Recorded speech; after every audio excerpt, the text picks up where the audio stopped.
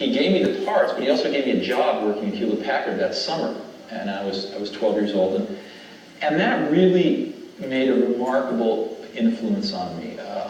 Hewlett-Packard was really the only company I'd ever seen in my life at that age. And it formed my view of what a company was and how well they treated their employees.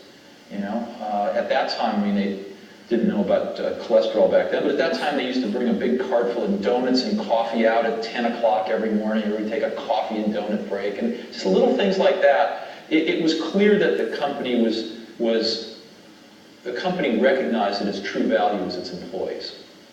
So anyway, things led to things with Hewlett-Packard, and I started going up to their Palo Alto research labs every Tuesday night with a small group of people to meet some of their researchers and stuff. And I saw the first desktop computer ever made, which was the Hewlett-Packard 9100.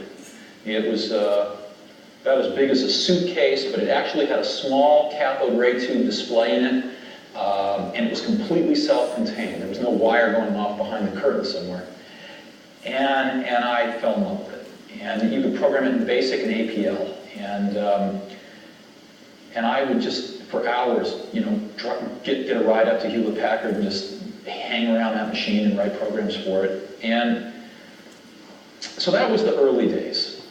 And I met Steve Wozniak around that time too, maybe a little earlier, when I was about 14, 15 years old. And we immediately hit it off. He was the first person I'd met that knew more about electronics than I did. So I liked him a lot, and he was maybe 5 years older than I. He'd gone off to college and gotten kicked out for pulling pranks, and was living with his parents and going to Deanne's at the local junior college. So we became fast friends and started doing projects together. We read about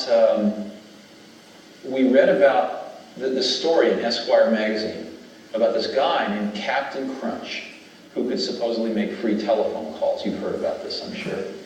And we were captivated.